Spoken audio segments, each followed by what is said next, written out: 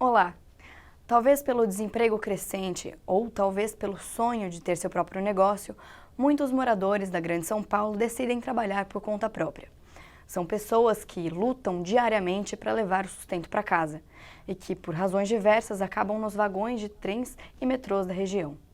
Este assunto extremamente pertinente, mas por muitas vezes ignorado, foi o escolhido pela jornalista Larissa Martim para seu trabalho de conclusão aqui na Universidade Presbiteriana Mackenzie. Larissa foi atrás das histórias dessas personagens e o resultado de sua investigação é a websérie Sons do Vagão. O trabalho dos ambulantes nos vagões de trens e metrô é o tema do MAC Entrevista de hoje e Larissa Martim é a nossa convidada. Larissa, seja muito bem-vinda ao nosso programa, é um prazer ter você aqui. Obrigada, Paola. Então, a primeira pergunta que eu gostaria de te fazer é como você chegou a esse tema? Como que você teve essa ideia de fazer sobre os ambulantes? O que te levou a isso? Então, desde que eu comecei a trabalhar em São Paulo, e vir para a faculdade, pegar o transporte público diariamente, eu comecei a reparar na quantidade de pessoas que começaram a ir para o trem trabalhar. Então, a princípio era nos trens mesmo, no metrô é mais difícil da gente ver vendedores comerciantes, vendedores ambulantes. Então, eu comecei a perceber que no vagão que eu entrava logo atrás de mim mais 5 pessoas, 5 ambulantes, uma coisa assim absurda, sabe? Uma quantidade realmente fora do normal, que a gente estava acostumado até a ver 1, 2 ambulantes, e eu comecei a reparar que a quantidade estava aumentando a cada ano que passava. E isso me chamava atenção desde o começo. Eu queria saber sobre essas pessoas, saber sobre a vida delas, por que elas estão trabalhando no trem, por que elas escolheram fazer isso, qual é a rotina delas, como funciona, se elas compram o que elas vão vender,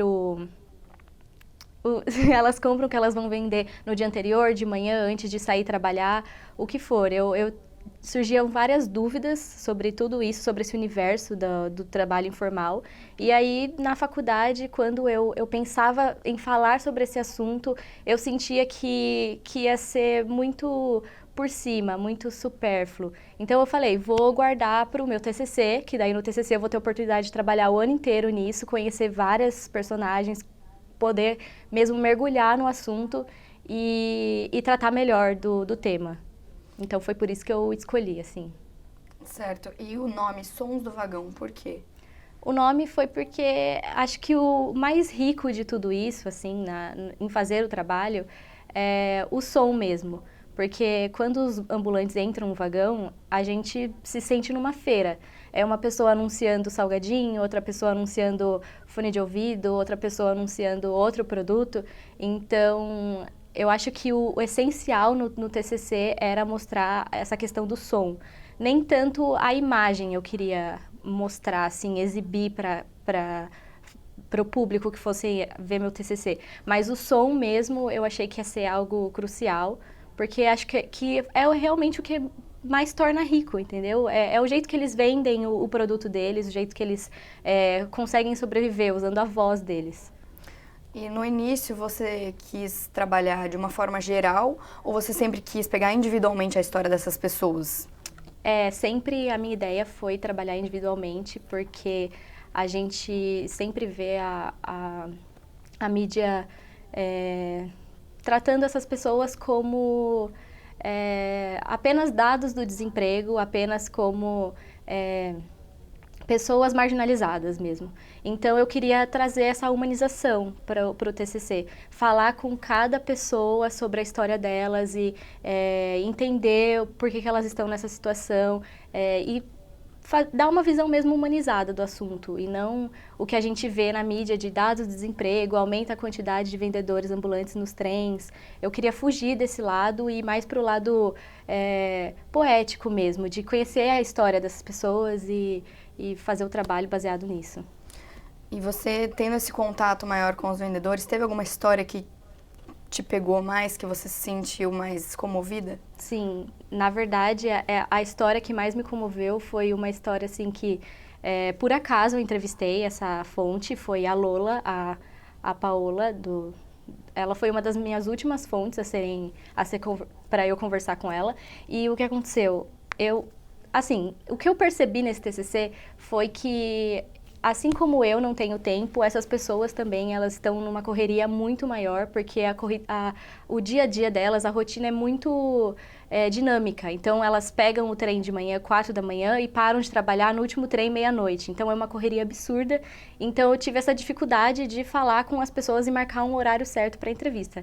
E a Paola, ela surgiu logo no final do fechamento do TCC como uma fonte maravilhosa. Ela é uma pessoa muito batalhadora, ela contou sobre a história dela, por que ela foi pro trem e o motivo dela ter ido pro trem vender foi porque ela foi expulsa da casa dela pela mãe dela e ela não tinha como sustentar, ela não tinha onde morar.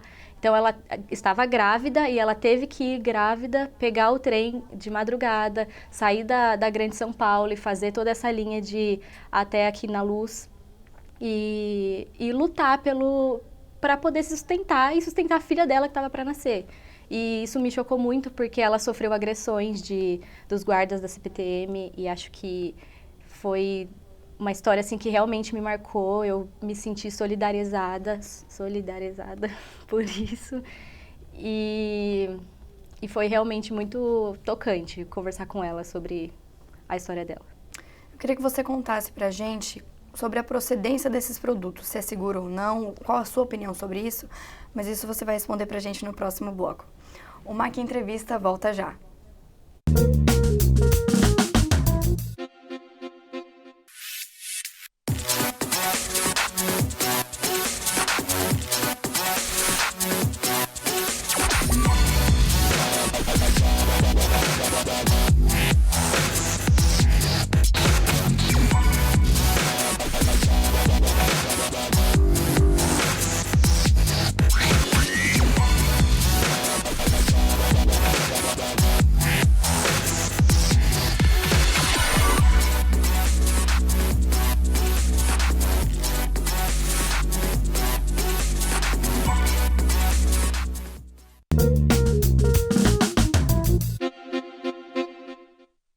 Estamos de volta com o MAC Entrevista. Hoje com a presença da jornalista Larissa Martim, que está nos contando sobre seu trabalho de conclusão de curso Sons do Vagão, uma websérie que mostra o cotidiano dos trabalhadores que encontramos em nosso dia a dia nos vagões da Grande São Paulo. Antes de retomarmos o nosso bate-papo, vamos ver um trecho desses Sons do Vagão.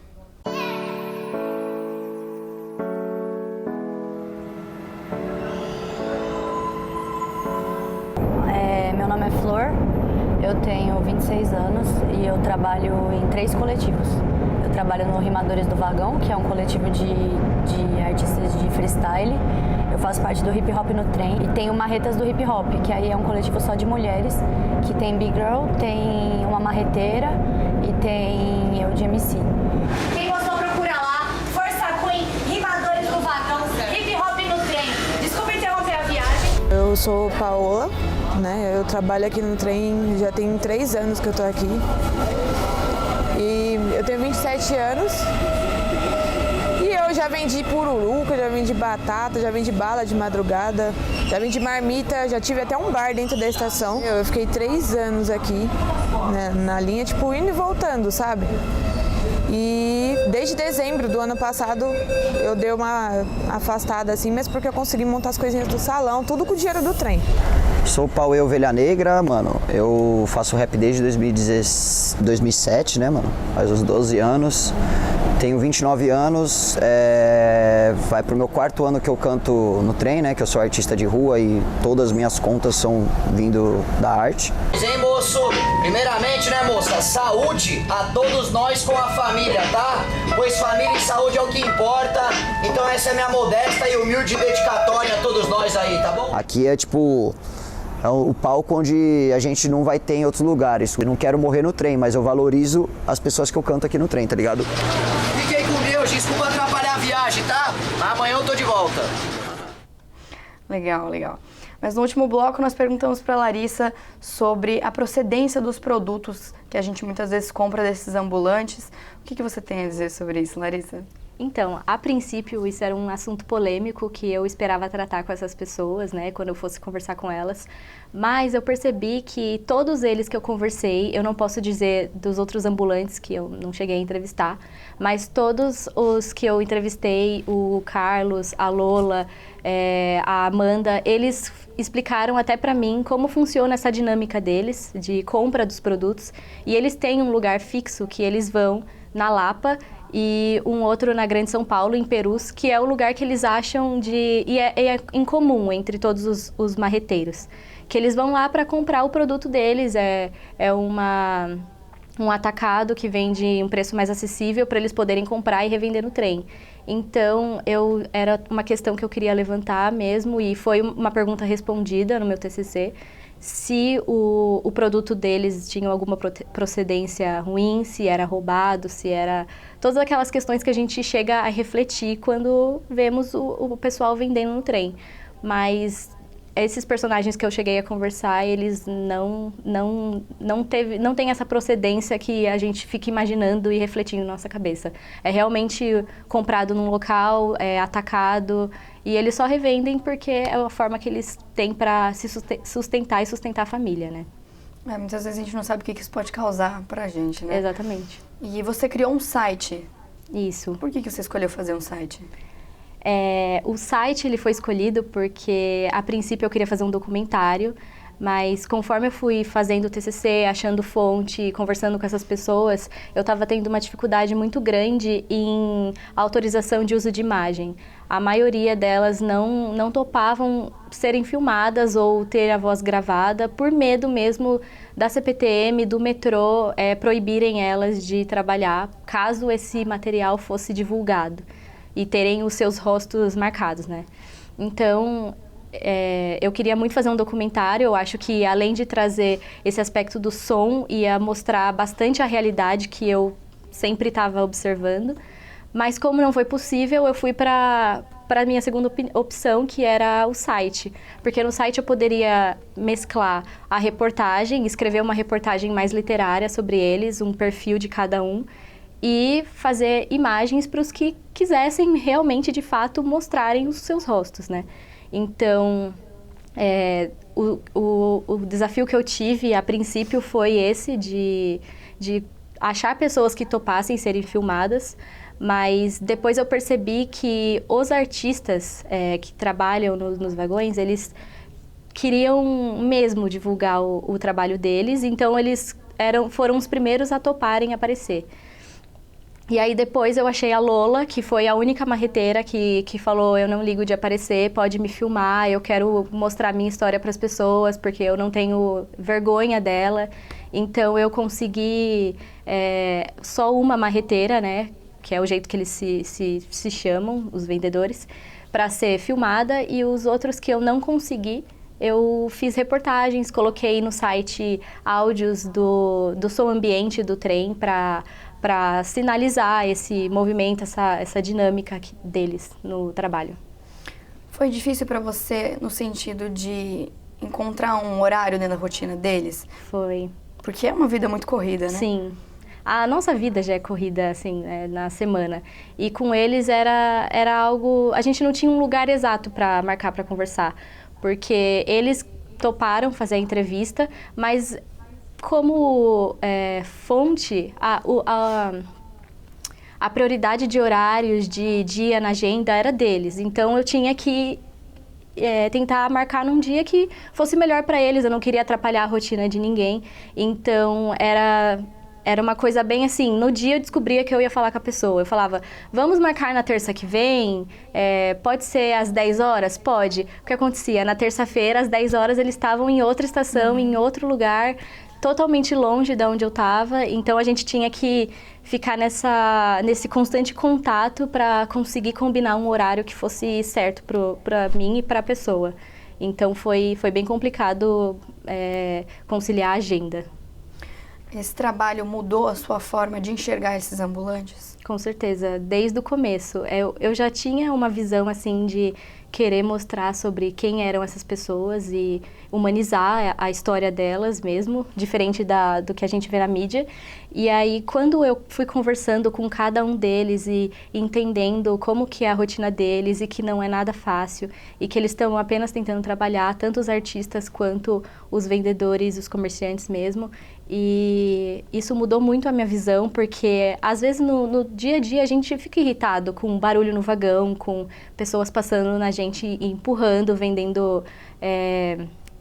vendendo algum tipo de mercadoria, mas eu percebi que a gente simplesmente não tem que tratar essas pessoas de forma diferente, porque elas estão ali trabalhando, assim como todos nós, entendeu? E para quem está se formando agora ou quem está entrando no mercado jornalístico, você tem alguma dica? Em relação ao meu TCC, vou começar falando sobre ele, a dica é realmente mergulhar nesse trabalho, porque eu posso dizer que tudo que eu aprendi na faculdade, eu coloquei em prática no TCC, porque é individual e a gente realmente coloca em prática. Então, foi uma experiência, para mim, muito boa, que agregou bastante. E acredito que até para minha carreira profissional, isso fez uma diferença enorme.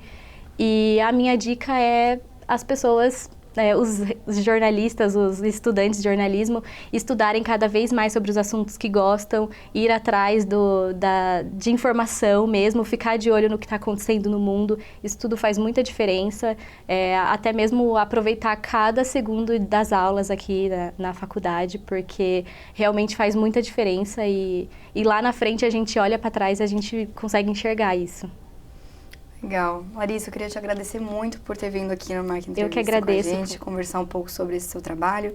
Muito legal, parabéns. Eu que agradeço o convite. Para você que nos acompanhou até aqui, muito obrigada e até o próximo Marca Entrevista.